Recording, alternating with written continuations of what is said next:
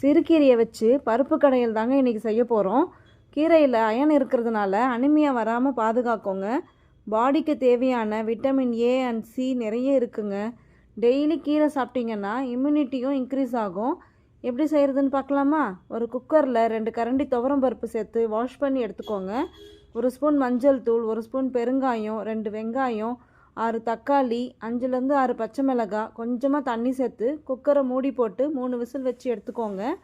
இப்போது வாஷ் பண்ணி வச்சுருக்க சிறுகீரையை சேர்த்து 2 விசில் வச்சு எடுத்துக்கோங்க.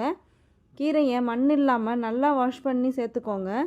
வேக வச்ச கீரையை ஒரு சட்டியில் மாற்றி தண்ணியை வடிகட்டி உப்பு சேர்த்து மத்து வச்சு கடைஞ்சி எடுத்துக்கோங்க. நீங்கள் வேணும்னா மிக்சியில் கூட பல்ஸ் மோட்டில் அரைச்சி எடுத்துக்கலாம். ஒரு தவாவில் எண்ணெய் காஞ்சதும் கடுகு உளுந்து போட்டு 2 காஞ்ச மிளகாய் கிள்ளி போட்டு தாளித்ததும் ஒரு லெமன் சைஸ் புளியை ஊற வச்சு கரைச்சி வடிகட்டி எடுத்து வச்சுருக்கேன். அதையும் சேர்த்து கொதிக்க விடுங்க. கொதித்ததும் கடைஞ்சி வச்சுருக்க கீரையில் சேர்த்து நல்லா மிக்ஸ் பண்ணி விட்டுக்கோங்க. சுட சுட சாதத்தில் இந்த கீரையை ஊற்றி 1 ஸ்பூன் நெய் விட்டு பிசைஞ்சு உருளைக்கிழங்கு வச்சு சாப்பிட்டு பாருங்கள். டேஸ்ட் அல்டிமேட்டாக இருக்குங்க.